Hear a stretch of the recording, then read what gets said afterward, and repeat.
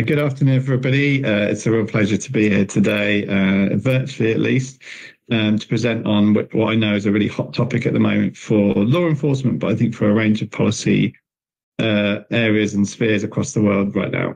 So I'm going to be presenting on a recent paper I published with the Middle East Institute in Washington, D.C., looking at the potential impacts of generative AI on terrorism. I'm going to be broadly following the similar sort of structure that I used in that paper. So starting with what we've seen so far, then looking at some potential use cases, both now, but potentially also in the future. And then I'm going to look at some of the broader environmental impacts that generative AI can have, and again, how that's going to impact on terrorism and violent extremism. And then I'm going to conclude with a few broad conclusions and recommendations, but very much welcome further discussion in the Q&A afterwards. So let's kick off with what we've seen so far. So I've kind of broadly structured this into kind of three key areas. The first one, and hopefully it's clear to you on your screen, is kind of first image on the left, which is designed to look like the former ISIS leader Abu Bakr al-Baghdadi, but has been created in a way to evade some of the countermeasures that platforms have out there by having this kind of image within an image. So we've seen quite a bit of experimentation and use by terrorist groups from across the ideological divide, from ISIS, from Al-Qaeda, from Hamas, Hezbollah, and some far-right and white supremacist groups as well. And broadly speaking, this has been, as I say, sort of an early experiment to see what's out there. There's an increasing volume of imagery, audio and video content out there, but at the moment it remains a really small percentage of the kind of overall terrorist content volume that's out there. The second element, which has been less visible, I think, to researchers, but it's something that different law enforcement agencies and intelligence agencies are warned about, is this kind of testing out of the guardrails. And so a lot of the large, or the mainstream large language models like ChatGPT and some of the other models like the Llama model that's increasingly popular, obviously have guardrails in place and rules about what you can and can't query, what information can and can't be retrieved. And both the FBI, but also MI5 and recently ASIO in Australia have kind of warned that they've seen examples of terrorists testing some of those out, asking questions about building bombs, for example, but also asking questions about how to get around the guardrails themselves. And obviously we know that these models have been trained on large volumes of information, some of which might be useful. So understanding how to get around the restrictions put in place is a key part of exploiting that. And then the final one on the right, which is this kind of customizable element of generative AI. And so we've seen Gab, which is kind of social media platform for the far right, creating and allowing users to customize their own chatbots. Examples include a Hitler chatbot and an Osama bin Laden chatbot, and they're relatively unsophisticated at this stage. But obviously, in the Hitler case, you're creating a chatbot that will deny the Holocaust, will spew hate and other things like that. So again, they're relatively unsophisticated, but you can imagine as they get more sophisticated that they might be quite powerful. So that's briefly what we've seen so far. Turning into kind of potential use cases for terrorists and violent extremists, I've kind of divided this into two sections. One, optimizing existing processes or tasks that terrorist groups are already able to do. And the second one, which we'll come on to, which is more around new capabilities. So the first and most obvious one is the kind of the propaganda creation. It's possible, I guess, if you can get around guardrails, or if you can use open models or customizable models to now create propaganda in different formats at scale and at speed that wasn't possible before. But I think most importantly, this multi-language capability. We know in the past that terrorist groups like ISIS, when they're at their height, were able to create English language propaganda because they had English-speaking members, and when those members were removed or killed, the quality of their propaganda in that language declined. And I think having the ability to produce a video, an audio message, and then immediately translate that into a variety of languages and really target the people you're seeking to recruit or radicalize is a really powerful use case and a really concerning one. I think it's worth stressing that, of course, in terms of how terrorists have used the internet to spread propaganda, creation of propaganda is just one of the stages, and they still have to store that propaganda, and they have to be able to share it. And we know that there are lots of countermeasures in place, particularly around the large platforms, large social media platforms, to prevent that propaganda being published. So it's concerning for sure, but it's not necessarily a game changer in and of itself. But then I think the perhaps a great concern for me is coming to this second point, which is this hash sharing database, which is something that all the large social media platforms have signed on to for the last few years. Effectively, it's a digital fingerprint of an image or a video, an audio file, and it basically allows Facebook, for example, to say, we found this ISIS propaganda video, here's its unique digital fingerprint, share it with other platforms, and they can prevent that video being uploaded at source. But what Generative AI potentially allows for is for a very similar image or video or audio file to be created that has a different fingerprint, and therefore evades that hash sharing database. So that's a real concern, because it might allow a real expansion in the amount of terrorist content online. It's worth stressing, of course, it's not the only countermeasure in place that these large social media platforms have. There are other ways of detecting this information and this propaganda, but it's definitely one that's been flagged as a potential concern. And the third point, I guess, is less of a concern from my perspective, but one that's been focused on quite a lot in law enforcement and policy circles, which is kind of this idea that something like ChatGPT can really shortcut your target research or methodology research, because it packages everything up in a really neat form. It can go out there and trawl through lots of different websites and come back and give you a nice, neat summary. And so there'll definitely be concerns that both in terms of a specific physical target, like a building or a piece of infrastructure, or a methodology, such as building bombs or other equivalent things, that large language models would allow terrorists to do that a lot more effectively and a lot more quickly. I think there's no doubt that it does largely effectively summarize information quickly and efficiently. But I think at this stage, I'm sure some of you have seen this in your own use of these models, that there are still lots of incorrect information out there, what the companies like to refer to as hallucinations. And so I do think if you're relying solely on generative AI to do your research, you potentially putting yourself at risk as a terrorist group of being given just inaccurate information. So it potentially is a useful addition, but it certainly, from my perspective, doesn't feel like a replacement for accurate in-person reconnaissance or accurate research and of more in-depth nature.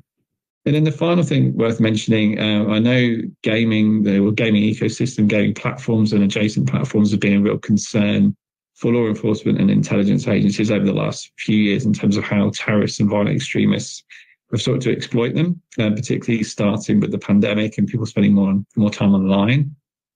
What generative AI means for the gaming sector is that it's going to be even easier for individuals to customize or create their own games or levels within games. That is already something that's possible, but my understanding from what I've read is that it will just accelerate that change. One of the things that law enforcement in particular really focuses on is a kind of platform or company-centric approach to dealing with content on a particular platform. But if that becomes more and more fractured, that obviously becomes much harder to do. Which company do you need to contact, and where are they based, and where are they hosted, and all those complicated questions. So turning then to the new capabilities, I think one of these I'm particularly concerned about, and that's the customizable chatbots. We saw a case in the UK in late 2021, I think it was, where an individual tried to kill the then Queen Elizabeth II and was detained. The individual was suffering from some severe mental health issues, but as part of the build-up to this plot, had been talking with a chatbot online, and essentially from the court case, it implied that they believed that was a real person or an angel that was guiding them in this plot and encouraging them. I think this is something that we will see, chatbots offering a mutually reinforcing environment where vulnerable individuals go online, ask for advice, ask questions, and might be pointed in a particular direction. So that is definitely a concern. I've highlighted cyber terrorism here. We've seen very limited attempts at cyber terrorist attacks. We've seen some website defacements and some fairly simple hacks, but nothing more complicated than that. And I think there is a concern that generative AI, again, can give you access to code in multiple languages, including malicious code. And maybe that makes terrorist lives easier if they want to do cyber terrorism. I still think there's a broader question around intent, and particularly attribution in the cyber world, which maybe makes cyber terrorism less attractive than other forms of terrorism, but that'll be an interesting one to watch. And then the same kind of approach on the CBRN side, or chemical, biological, radiological, or nuclear weapons side. So we've seen terrorists interested in the past. Again, the idea is that generative AI can package that information up for you as a user much quicker and more efficiently. But I think, yeah, as per my point about inaccurate information, if you're dealing with any of these relatively unstable and deadly weapons or chemicals, I would be very concerned about getting very accurate information before moving forward as a terrorist. So I think that concern might be a little overblown. So turning then to the broader environmental impacts, and I'll be quick here. It's certainly not a positive picture, but certainly on the information side, we've already seen a lot of AI-generated content and how that pollutes a media environment that's already struggling to determine what's real and what's fake. We've also seen impacts on the media industry, cutting jobs, positions being replaced by AI. And all of that points to an information environment that is very difficult to navigate as an ordinary user. We've also got economic impacts. So we've already seen companies replacing jobs with AI, and it's going to be a real pressure to do that. And so we've seen as a way of saving money, but we've also got a broader AI bubble where share prices are well out of whack with profitability of these companies. And if that bubble bursts, then that's going to have economic impacts and job losses. And then I've listed a few second order effects of generative AI. Obviously, these are all existing trends that are exacerbating, but generative AI has a disastrous impact on climate in terms of power, water usage, where are those chips coming from in terms of mining, all sorts of awful gender-based impacts in terms of both child sexual abuse, but also the denudify apps, and all these things are already happening. And then we've got broader challenges around polarization. If you can choose which large language model you use to get your news, for example, it can be very clearly pointing you in a particular direction. But then also imagining how authoritarian governments can have a greater control on the internet if, again, you can program and control access to information even more than some states are. And all these three things are kind of pointing towards a broader environment where terrorists can flourish and radicalization can happen. And again, I would argue that's already the case, but I think generative AI makes it worse. So finally then, and some very quick conclusions and recommendations. I think first and foremost, it is new. It is technologically moving very, very quickly. But I do think it's important in the counter-terrorism space in particular to remember that we've been here before with technology. We've learned a lot of lessons since 9/11 about what works and what doesn't. And so trying to remember some of those lessons when responding to something new like generative AI. Part of that, I think, is the role of civil society and academia, both in terms of talking about the impacts and negative impacts of generative AI, but also researching some of the use cases I've talked about and tracking some of those things and informing public debate. I think one of the things we really learned from terrorist use of the internet is this need for a cross-sectoral response. But I think even more so with some of the impacts I've just listed and some of the concerns that lots of different sectors have about generative AI, it's really important for counter-terrorism space to kind of plug into that, not seeing itself as separate or special, but seeing the value of court cases and regulation that's already starting to happen in this space and where they can add value in that. But I would say, one of my personal takeaways from terrorist use of the internet and efforts to counter it have been that it's great, some really great voluntary collaborations out there that have had an impact. And thinking about the hash sharing database that I mentioned earlier, I think that's one really great aspect of that. But I do think, the profit motive drives everything, and that the voluntary kind of initiatives will only go so far. I think regulation is probably going to have to happen in some form or another. And my view would be to try and do it early, which is a lesson we didn't manage to achieve in other aspects before these things are a fait accompli. And so that would be really to conclude that my call for, early work on this issue. At the moment, relatively limited terrorist use of generative AI, and an opportunity to understand that and get ahead of the game when we start thinking about things like regulation, but also the partnerships that I've mentioned. I think there's a framework out there and lots of lessons learned that we can bring to the table, but we need to do it quite quickly, because I think in 2, 3, 5 years' time, the environment will have shifted and changed a lot. and it'll be very hard to kind of retroactively go back and try and regulate or respond to some of these challenges. So I will leave it there. I've tried to cover a huge amount in 15 minutes. But yeah, as I said at the start, really looking forward to the Q&A session, and happy to hear from any of you after the event and hear my contact details. So thanks so much.